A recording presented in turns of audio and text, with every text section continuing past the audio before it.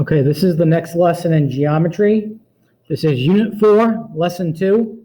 The lesson is called Proving Congruence, SSS and SAS. Okay?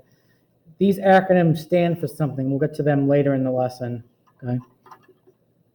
But previously we learned that if two triangles have three pairs of congruent corresponding angles and three pairs of congruent corresponding sides, then the two triangles are congruent.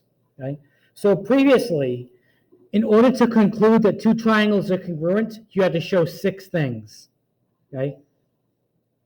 However, you do not need to know that all 6 corresponding parts are congruent in order to conclude that the two triangles are congruent. Okay? There are shortcuts to prove triangle congruence. Today we're going to do 2 shortcuts.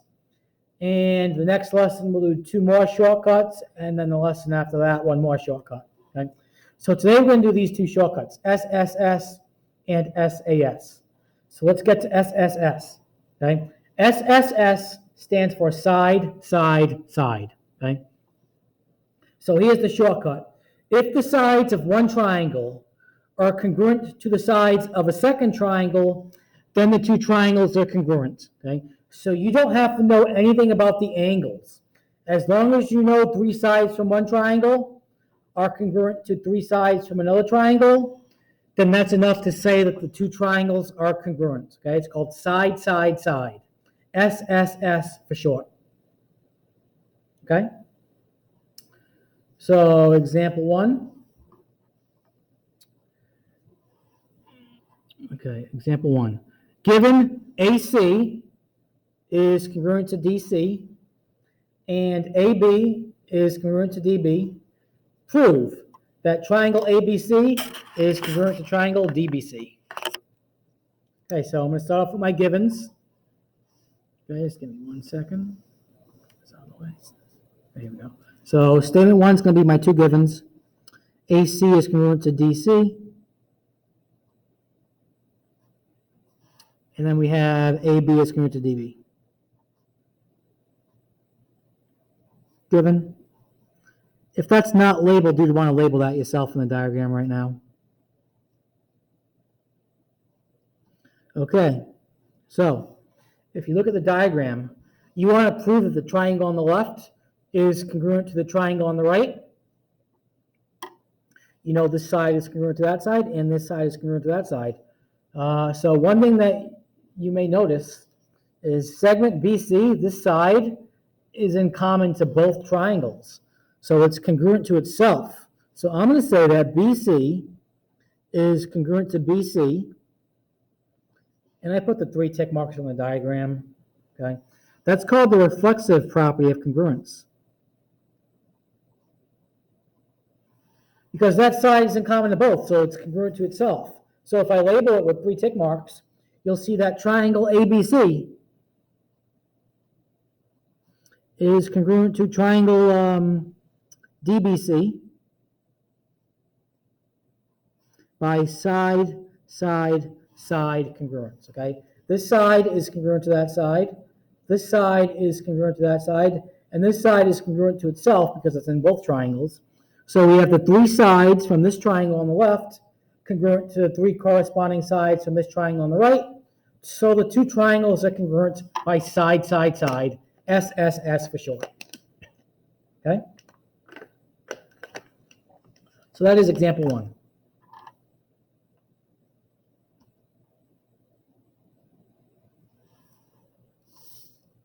That's the first shortcut, side, side, side. Okay, here's the next shortcut. Suppose you are given the measures of 2 sides and the angle they form, called the included angle. More on that in a minute. But the included angle, just really quick, is the angle formed by 2 sides of a triangle. It's the angle in between them. So suppose you are given the measures of 2 sides and the angle they form, called the included angle. These conditions describe a unique triangle. 2 triangles in which the corresponding sides and the included pairs of angles are congruent provide another way to show that the 2 triangles are congruent That is called side angle side congruence. So if you know two sides from one triangle are congruent to two sides of another triangle, and their included angles are congruent. So again, that's the angle in between those two sides. So look, it goes side, included angle, side, side, included angle, side. If you know that is true, then you can say the two triangles are congruent by side, angle, side, SAS for short. Okay, so example 2, given that XZ is congruent to VZ,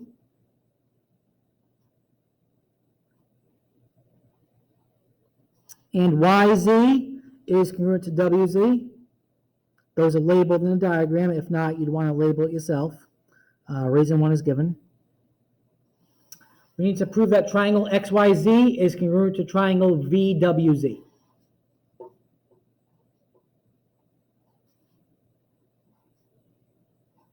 So what else can you get from this information, from this diagram? You can say that this angle right here is congruent to this angle right there, because they have vertical angles. So we are going to use the vertical angle theorem. Just make sure you use 3 letters when you name those angles. So I'm going to say angle XZY is congruent to angle VZW, and that is the vertical angle theorem.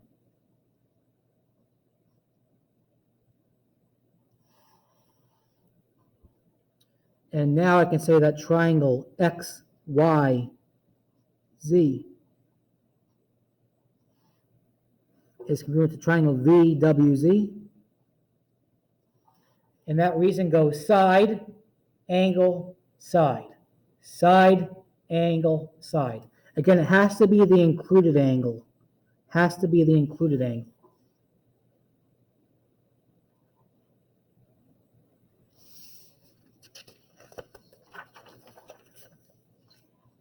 Example 3, state if the two triangles are congruent. If they are, state how you know, then write a congruent statement. Okay, so for this one, okay, this angle is congruent to that angle. Okay, that's cool. This side is congruent to that side. It's not going to be labeled, but this side is in common to both, so it's congruent to itself. So if you label that, you'll see it goes side, angle, side, side, angle, side. So this one is congruent by side, angle, side. I am going to say triangle BAC.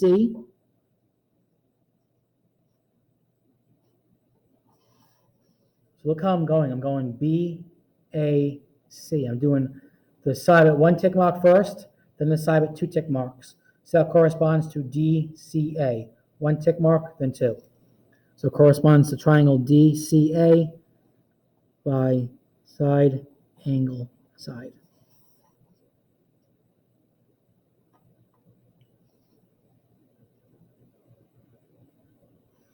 If you look at part B, this side is in common to both. Okay, so I can label that. But the order for this triangle goes side, angle, side. This triangle does not go side, angle, side because it's not the included angle for this triangle on the left. Okay, this would be the included angle down here. We don't have the included angle, so we cannot say if they're congruent. We don't know. Okay, let's say not enough information. They might be congruent, but we don't have enough information to say that they're congruent. So I'm going to say not enough information. It's not the right order. It doesn't go side, angle, side. This one does side, angle, side, but this one doesn't go side, angle, side because it's not the included angle. Okay, side, angle, side would be side, this angle down here, and then that side. We don't have that. So this one, not enough information. Part C, label this side being congruent to itself. And you'll see we have side, side, side, side, side, side. So I'm going to say triangle KJM. So again, I like doing 1 tick mark, then 2. I'm going to go in the same order because the order is important. 1 tick mark, then 2. So it's congruent to triangle MLK. This one is by side, side, side. So look, K, J, M, one tick mark, then two. M, L, K, one tick mark, then two.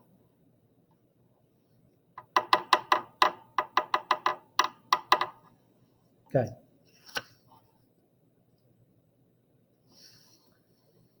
Example 4. State what additional information is required in order to know that the triangles are congruent for the reason given. So example 4a, what other information do you need to say that the two triangles are congruent by side, side, side? Okay, so first of all, this side is in common to both.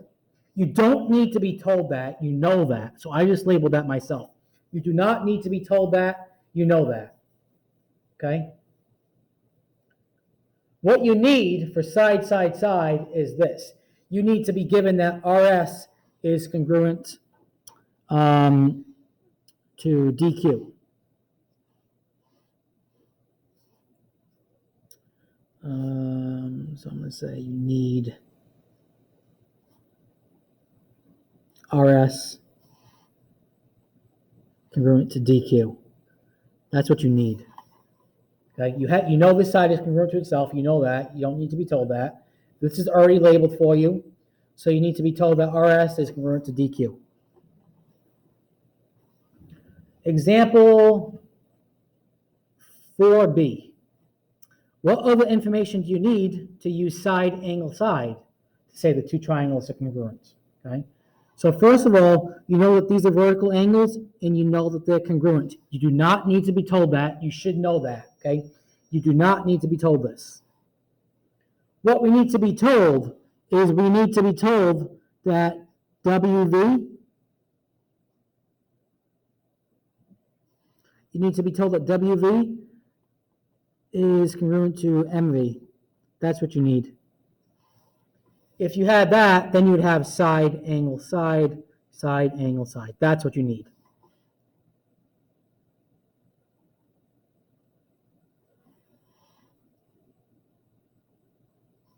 And example 4c, what do you need for side, angle, side?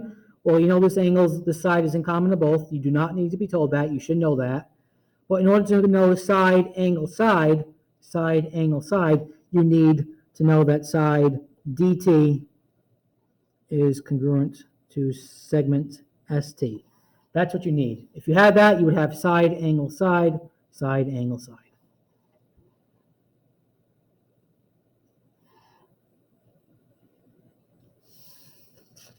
Okay, now we got two more proofs. Okay, let me start by writing down my givens. We're given two pieces of information. X is the midpoint of BD.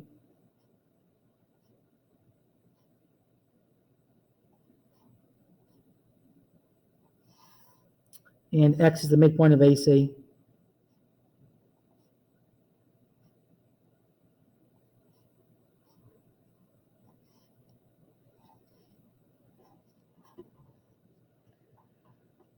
Well, let's use those things. We're going to use that for statement 2 and statement 3.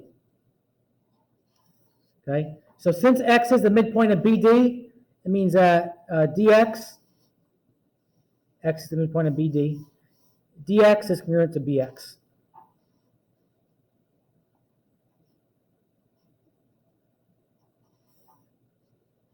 Midpoint theorem.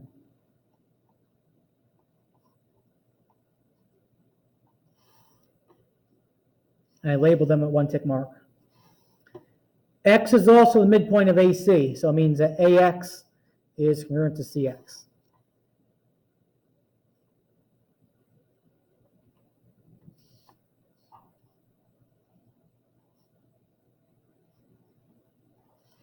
Again, midpoint theorem.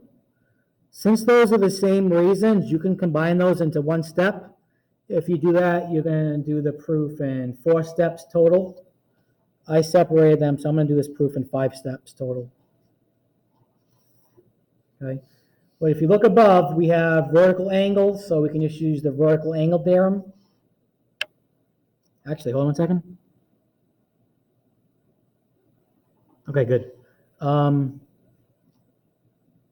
you want to prove that triangle DXC is congruent to triangle BXA. So I'm going to say this angle right here with one arc is congruent to this angle with one arc, because those are vertical angles. So I'm going to say that angle DXC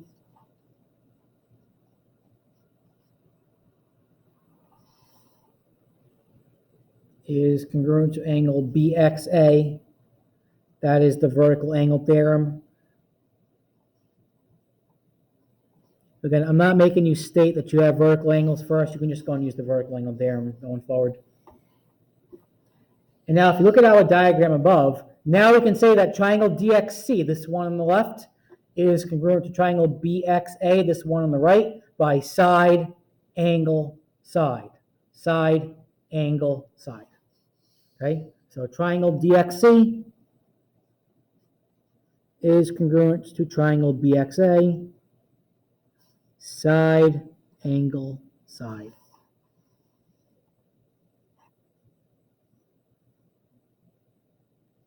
One more.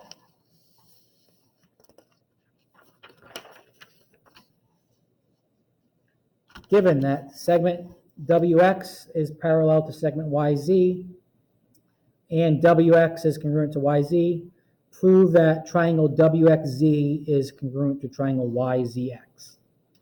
Okay, so we write our givens, and reason one will be given. WX is parallel to YZ, and WX is congruent to YZ.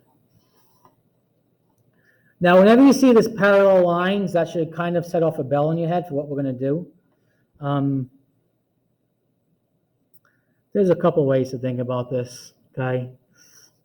Look at these two angles with the stars. That one right there, and this one right there. Do you know what those are called from Unit 1? Those are alternate interior angles because they're inside the parallel lines and they're on different sides of the transversal. And those are going to be congruent because alternate interior angles are always congruent. So let me label them each at one arc, and that'll be my second statement. I'm going to say that angle WXZ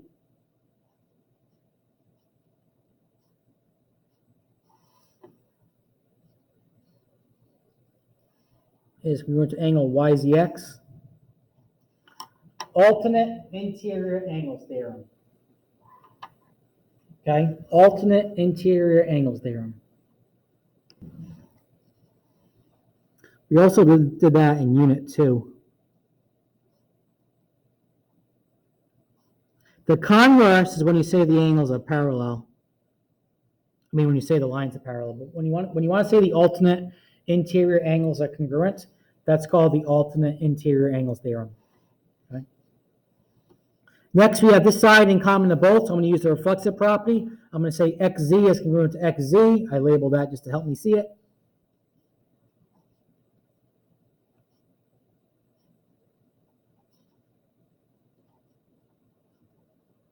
Reflexive property of congruence. And now I have proven what I had to prove. So I can say that triangle WXZ is congruent to triangle YZX.